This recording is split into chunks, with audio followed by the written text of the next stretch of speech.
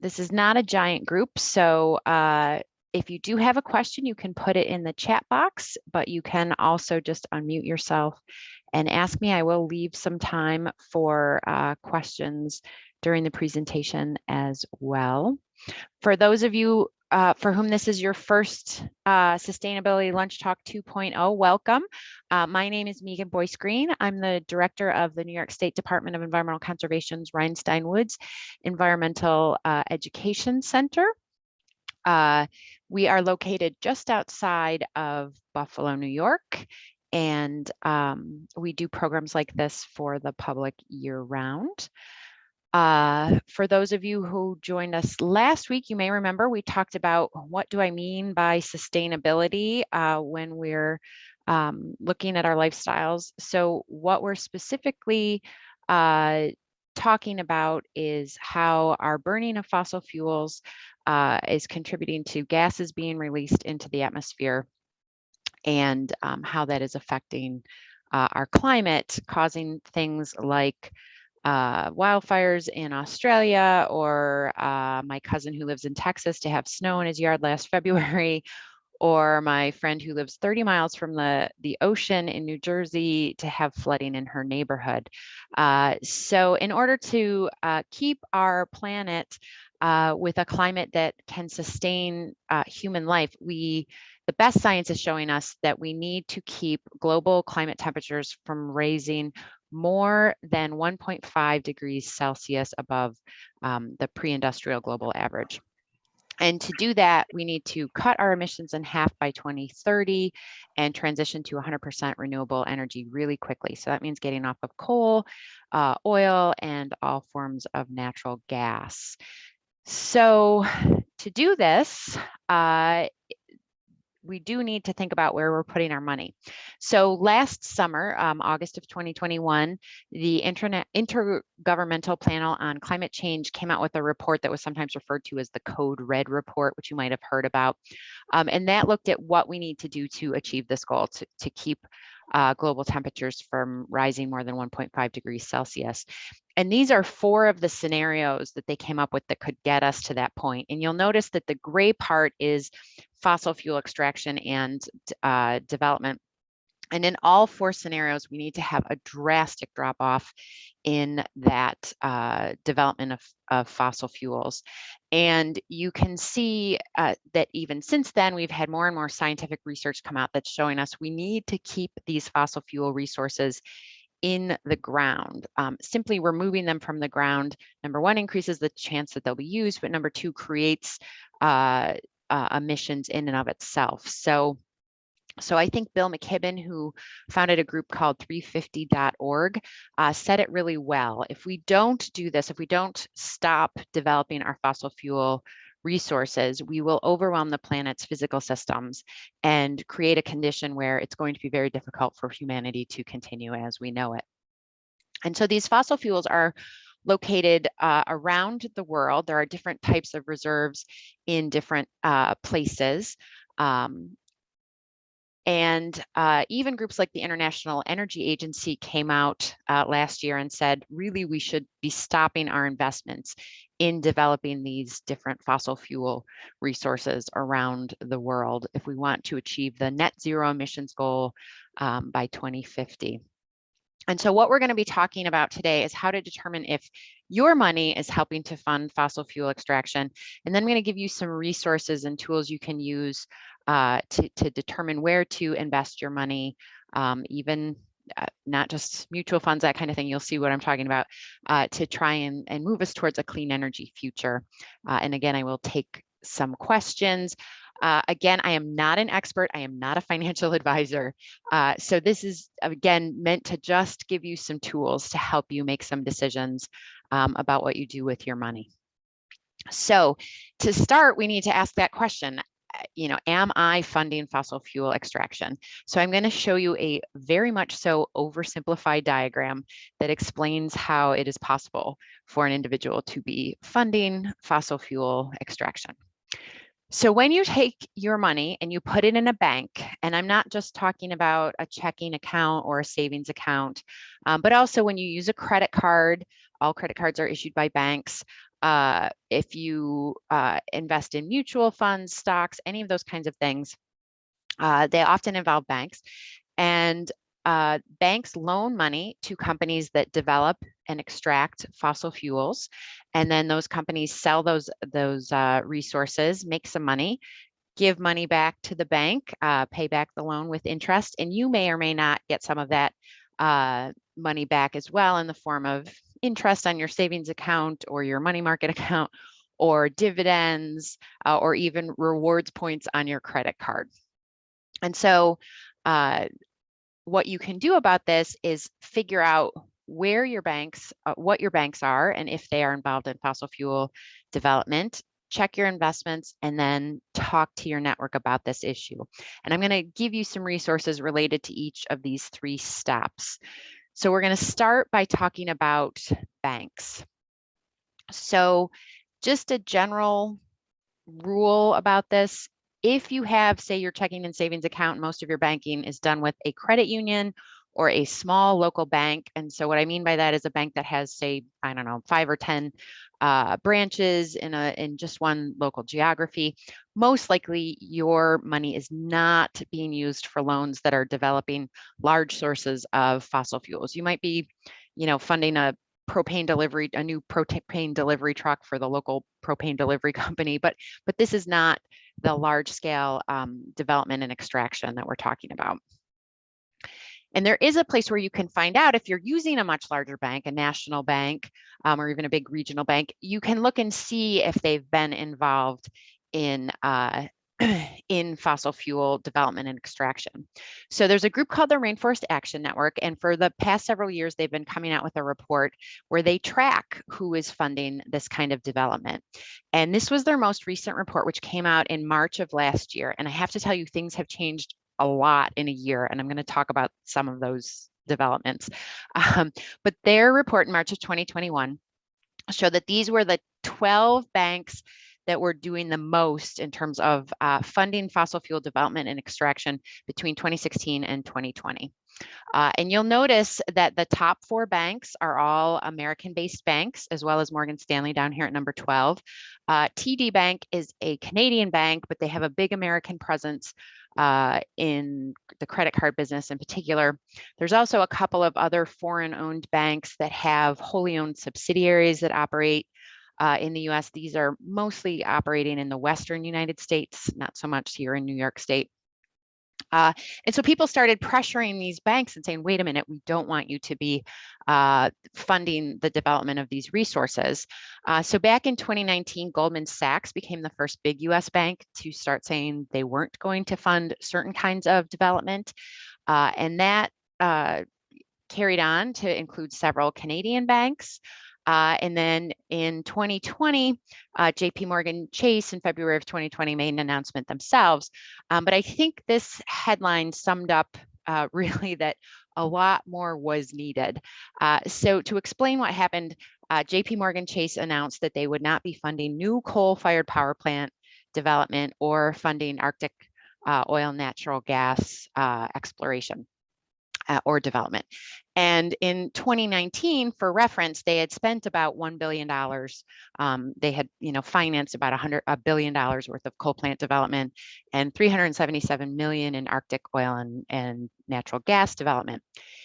In contrast, they had spent $6.8 billion on offshore oil and gas development and $2 billion in oil tar sands development. And that's not even counting all the money that they used to finance the development of natural gas resources. So it really was a baby step for them to make this commitment.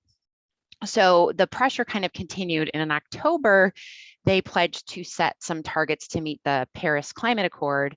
But when they actually released their plan in May 2021 of how they were going to meet those requirements, the plan used something called carbon intensity instead of emissions to measure whether they were meeting those goals. And what that means is, for example, they could give a loan to an oil company, and the oil company might buy or build some windmills, but then also build a bunch of new wells. And they could end up still extracting more fossil fuels and releasing more greenhouse gas emissions, but because they added those windmills and used this carbon intensity measurement, it could look like they were meeting targets. And so it was a plan that was largely criticized. At the same time, in April of 2021, the UN convened a bunch of industry banking leaders, and they came up with this idea of a net zero banking alliance. And in April of 2021, 5 of the 12 top financiers joined that alliance. In June, another of the top 12 joined, and then finally in October of 2021, the remaining 6 banks of the top 12 funders of fossil fuel development joined that alliance. Now, the alliance sets a bunch of targets that the overall goal is for these banks to get to where they are funding net zero emissions by 2050. And they have some targets that they need to meet. There's some targets for 2030 in particular, and they have to set targets for 5-year increments beyond that. And they have to do that within the first 18 months. So what remains to be seen is whether these companies are really going to live up to their commitment, or whether they're going to continue to do what Chase initially did, which was say that they were going to do something, but then not come up with plans that would actually get them to where they needed to be. So that's why this continues to be an important issue. But this is really a positive development. I look at this, what's happened in the last year is a really positive change. So what can you do to find out if you have your money, if any of your money is with these banks that are still at this point funding fossil fuel development? The first is to make a list of your bank, including what banks issue your credit cards. So this is an example of a couple of credit cards that I had a few years ago. Sometimes it's really obvious what bank issues that credit card, and sometimes you have to flip it over on the back and look on the back to find out, read the fine print to figure out what bank is issuing your credit card. And then you can look them up on the Rainforest Action Network's report and contact the company and, tell them that you want them to honor their commitments if they've made a commitment. And if they haven't made a commitment yet, tell them that, I don't know, you maybe won't use that card until they do. But it's an aspect of our financial system that can respond to pressure, and that a lot of people, as I mentioned, you don't really think about who's making a profit and what they're doing with that profit when you use a credit card. And I do want to mention, even if you pay your credit card off in full every month, those companies are making money off of you because they are charging the stores that you're buying from a fee for using that credit card. There are also a bunch of green credit cards out there now. I will give you a resource that lists a bunch of them that you could look into. So these are credit cards that are specifically investing. The banks are specifically investing in clean energy development, or are staying away from fossil fuels, or both, or some combination thereof. And somebody put in the chat that they're interested in the Rainforest Action Network report. It is in the resource list, which I will be giving you towards the end of the presentation. So I'll show you where that is.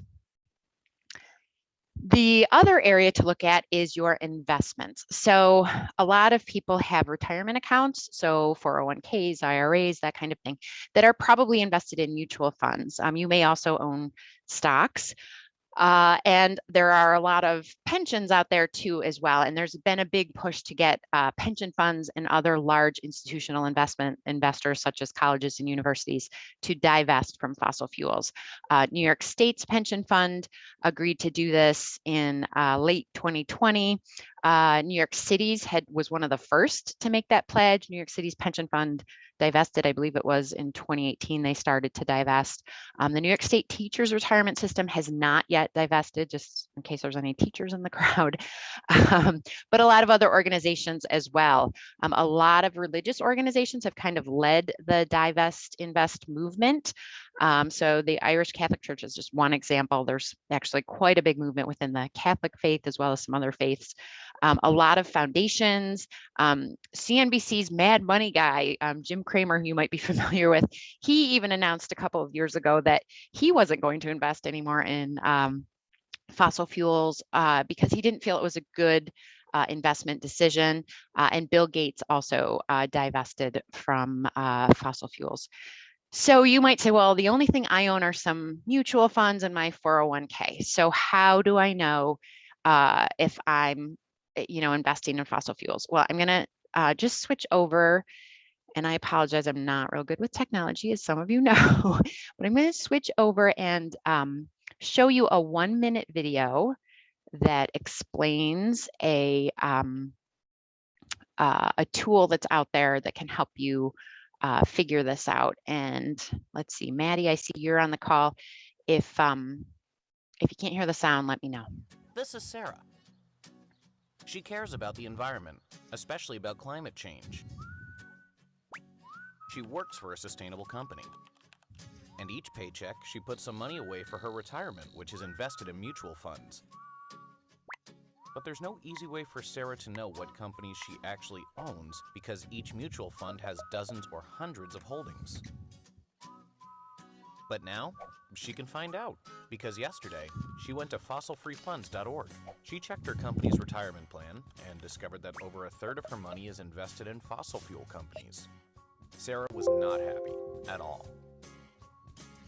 This is Sarah later that month. She talked to her retirement plan administrator, and now her company offers fossil-free options. She moved her investments out of the companies that are destroying the planet and invested to build a clean energy future.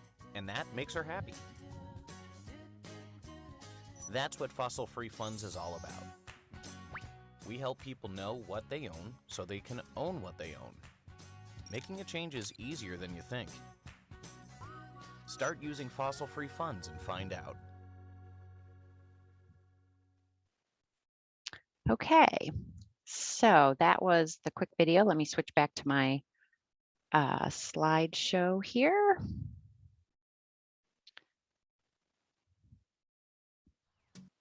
Okay, so you can take the next step, which would be to make a list of any investments that you have, and then look up those mutual funds and see if they are investing in fossil fuels. And then you can make changes if you need to. So I'll use myself as an example. My husband has an annuity through his workplace, and it was invested in some mutual funds that were sold to a company called Delaware. So we went to Fossil Free Fuels to look up the Delaware funds to figure out which ones to move his money into. And as you can see, one company can have different levels of, or what they call a fossil fuel grade. So in other words, different levels of exposure to companies involved in fossil fuel development and extraction. And if you go on the Fossil Free Funds website, they have a whole section that explains their methodology for doing this. But again, this gives you a place to start. So now you could say, okay, I only want to invest in mutual funds that get a score of A, and so you could investigate these a little bit more and decide if there are funds that are right for you. You can also set different filters for your search. For example, let's say you own some large cap mutual funds, and that's a fund that you want to change. You could put in the fund category and search for some good options that you could then research for that particular kind of asset. You can also filter by grades. You could decide that you were comfortable with a fossil fuel grade of B or higher and have it just pull up those funds. There's also a deforestation grade and a gender equality grade, and those two areas are also very important for climate change. Someday I'll do a talk on gender equality, but particularly in the global south, gender equity is having a big effect on climate emissions from countries in the global south. And then deforestation, of course, is also related to carbon emissions. So if those are things that are important to you, you can choose different search filters when looking for funds as well. If you are employed by an S&P 500 company, I don't think anybody said they were, an offshoot of Fossil Free Funds also has a separate program going on. Oh, shoot, that I'll talk about in a second. I'm looking at the wrong slide. If you have funds in one of the major fund companies, one of the major brokers, there are sections on the Fossil Free Funds site where you can just go and learn all about that particular company. So if you're invested in Vanguard or T. Rowe Price, you can just look at information about their funds instead of having to type each individual one in. So that's another resource to check out. What if there are no good options in your retirement plan? So you went to your 401k, you looked at all the options that you have, and you didn't see any that got a good rating. So they all had C ratings or below, say. So then what you need to do is talk to your human resources or your retirement plan administrator. And I'm going to give you some good resources for helping to do this. But what you would be asking for is for them to add an option for what are sometimes called a socially responsible investment, an SRI, or an ESG. And ESG stands for Environmental, Social, and Corporate Governance Funds. So these are funds that focus on issues like climate change, fossil fuel extraction, that sort of thing. And if you don't ask, they're not going to necessarily offer it on their own. So you may need to ask. What I started to tell you before is there is another website called investorvalues.org, which is done by the same nonprofit that created the Fossil Free Funds website. And they have an initiative right now to rate the retirement plan offerings for all 500 of the S&P 500 corporations. And they're trying to do that within a year, which I think is pretty amazing. But they've already posted for these 8 companies. So you can go and see how they rate for 7 different measurements of environmental and social sustainability.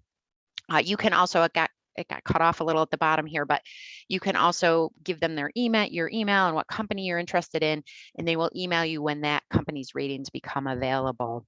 I can tell you that most of these companies did not do very well. They didn't offer much to their employees. And ironically, Microsoft has an corporate pledge, which is pretty good, to become not just a net zero company, but to actually become a carbon negative company. So they're removing more carbon than is their activities are producing, and yet their retirement plan offerings to their employees really doesn't reflect that as a value. So you can learn a little more about that there. And then you can, again, when you talk to your employer, there are resources to help you have that conversation. Most of us aren't investment professionals, and so knowing what to say to convince someone to offer you one of these ESG funds can be hard to know. So there's a site that I really like called divestinvest.org, and that gives tools for talking to your employer, but it also gives good information about the financial argument for making this change. Some of you might have even heard about the BlackRock report that was kind of a secret report, and then it was released due to a Freedom of Information request, I believe. And BlackRock, which is one of the big investment houses, had actually looked and found that institutions that had or funds that had divested actually did better than ones that didn't. And so there was really no benefit, no negative to making a change, moving away from fossil fuel investment. The Fossil Free Fund site also offers an action toolkit, again, with resources to help you have that conversation with your retirement plan administrator. If you are a New York State employee, and I think there's a couple of people who are on the call, the New York State Deferred Compensation Plan, which is the equivalent of a 401k for New York State employees and for some people who work for local governments in New York State. They do offer a socially responsible fund called the PAX Global Environmental Markets, and that gets an A rating. There's a couple of others that they offer that get a B rating on fossil free funds. They do offer something called a self-directed investment account. I'm not going to get into the details right now, but just be aware that that's a good option. There's a lot of ESG funds that you can invest in through that self-directed investment option. I went through the process and I've done that myself. So if you're a New York State employee and you want more details, just contact me after the presentation. If you're a more sophisticated investor and you want to look at stocks and that kind of thing to invest in, there is an S&P 500 fossil fuel free index. So you could use that as a tool to start looking for companies to invest in that are fossil free. And this kind of gets us to the third piece, the third step that's really important, and that is to talk to your friends and family about what you're doing with your money and that this is an issue we need to be aware of. But then also talking to organizations that you're involved with. So not just your retirement plan, but also if you are involved with any nonprofits. So small, even some small and then medium-sized and up nonprofits usually have an investment fund. Most churches have an investment fund. And so you could have a discussion with them about what is their investment policy, what are they investing in, and would they consider moving to away from fossil fuel investments. This is an example. The Wallace Global Fund is a really big nonprofit, but they post their investment policy right online, and they do have a policy of not investing in fossil fuels, but also they invest specifically in climate solutions. So this is something that a lot of groups focused on this issue are encouraging, is not just moving away from fossil fuel development and extraction, but moving towards investing in a clean energy future. So investing in companies that are moving us to a renewable energy future. I'm really proud to say that our nonprofit, Friends of Rhinestone Woods, completed their divestment last year in 2021. And interestingly enough, they asked their investment advisor to put together a little research for them.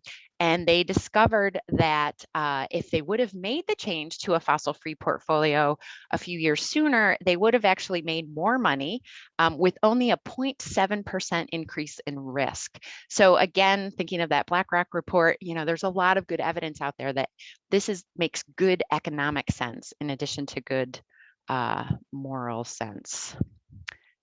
Okay, so I'm going to stop sharing and I will put in the chat box the resource sheet, and then I'm going to show it to you. But does anybody have questions at this point? Here we go.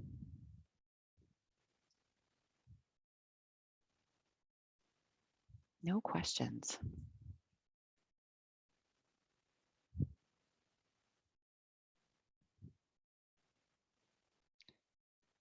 Okay. Oops, this is the wrong place. Sorry.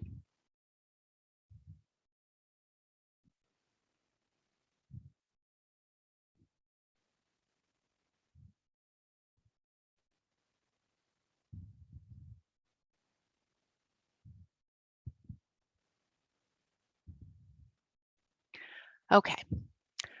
Well, here is the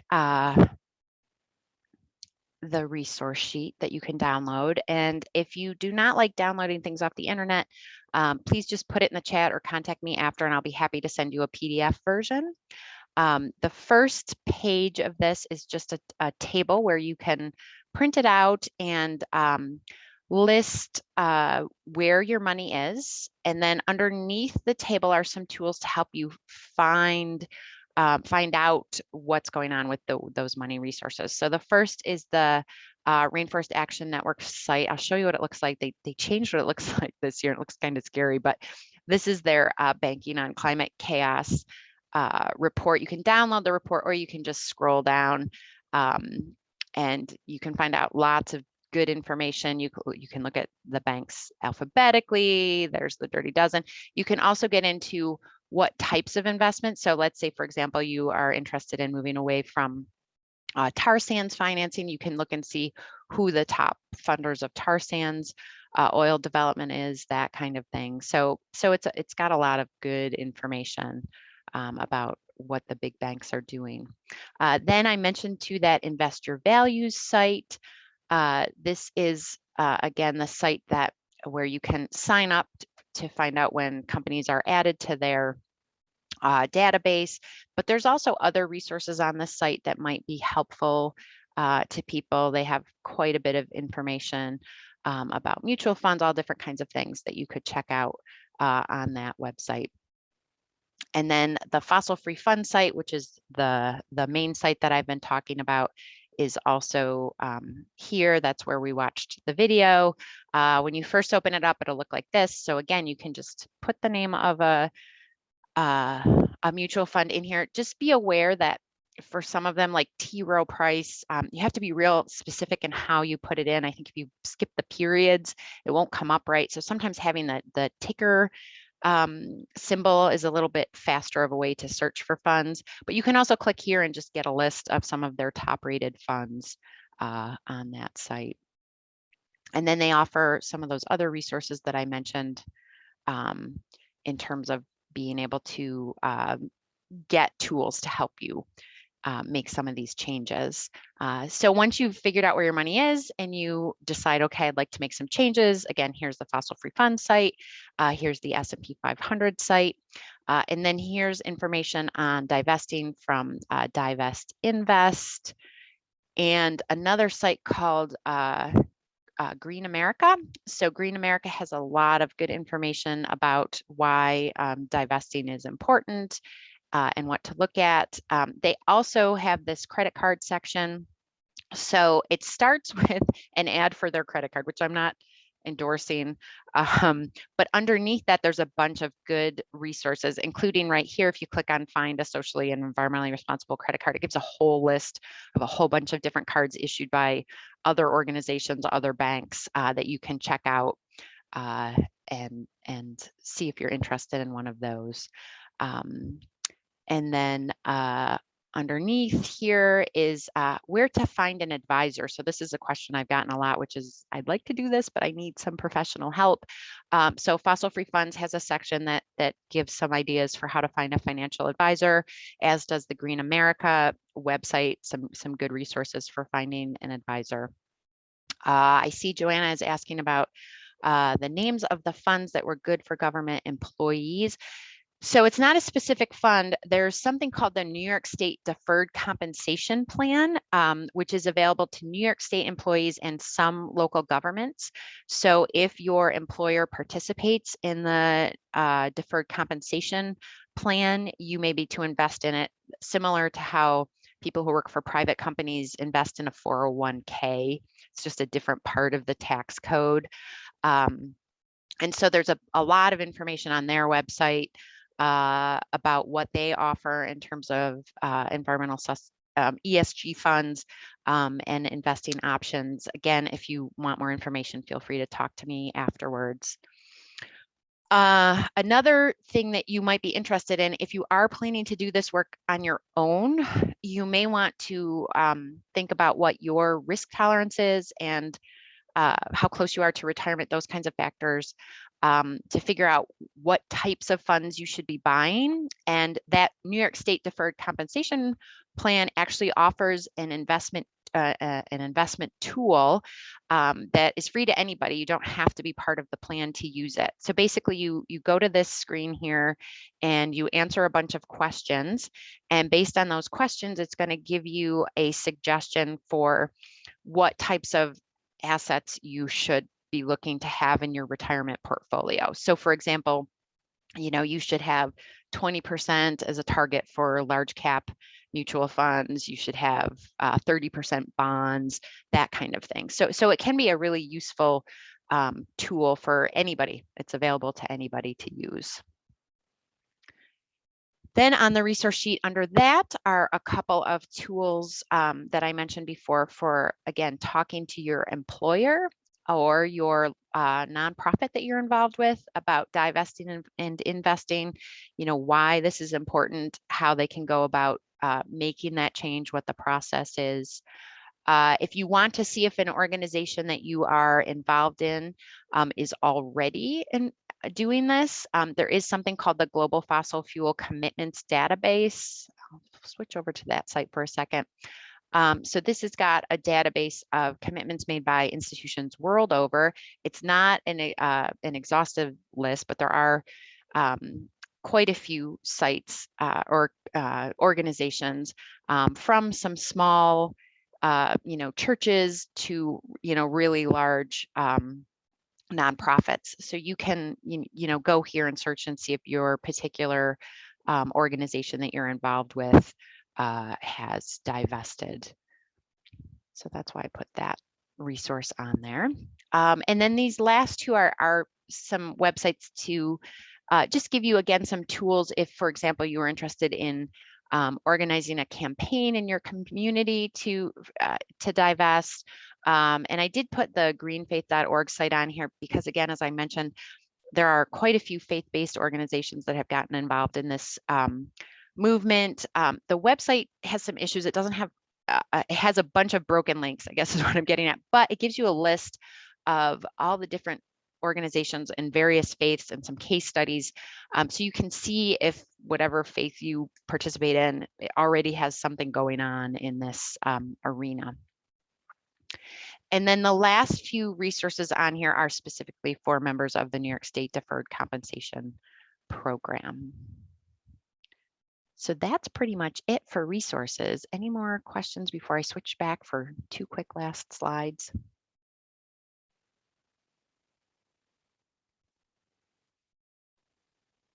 Okay, I'm going to show you 2 last quick slides. So as I mentioned last week, everybody's journey to sustainability is going to be different. So, you know, the best I can say is set a goal for research. You'll do much better if you put this on your calendar.